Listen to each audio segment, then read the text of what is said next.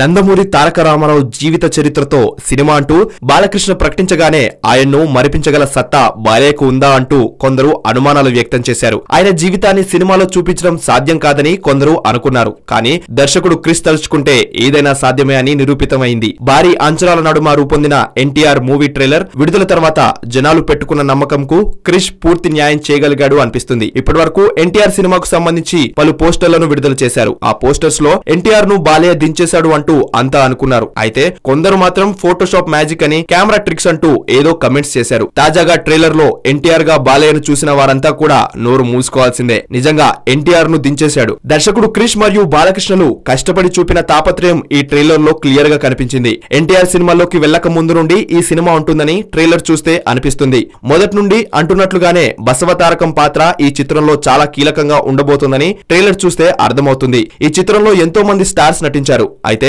Trailer లో వారికి ఎవరికీ కూడా స్థానం దక్కలేదు. కేవలం బాలయ్య, విద్యాబాలన్లు మాత్రమే కనిపించారు. వారిద్దరితోనే కట్టైన ఈ ట్రైలర్ సినిమా స్థాయిని అమాంతం పెంచేసింది. ఎన్టీఆర్ కథానాయకుడు ట్రైలర్ అంటూ విడుదలైన ఈ ట్రైలర్ లో ఎన్టీఆర్ రాజకీయ రంగ ప్రవేశం, అసెంబ్లీకి సంబంధించిన షాట్స్ కూడా ఉన్నాయి. కనుక మహానాయకుడు ట్రైలర్ ఉంటుందో లేదో చూడాలి. మొత్తానికి దర్శకుడు క్రిష్ ఏమాత్రం నిరాశపరచకుండా ట్రైలర్ తో సినిమా స్థాయిని అమాంతం పెంచాడు. సంక్రాంతి కానుకగా ఈ చిత్రాన్ని జనవరి 9న విడుదల కాబోతోంది.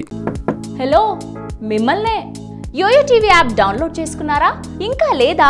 మీ యాప్ స్టోర్ కి వెళ్ళి వెంటనే డౌన్లోడ్ చేసుకోండి.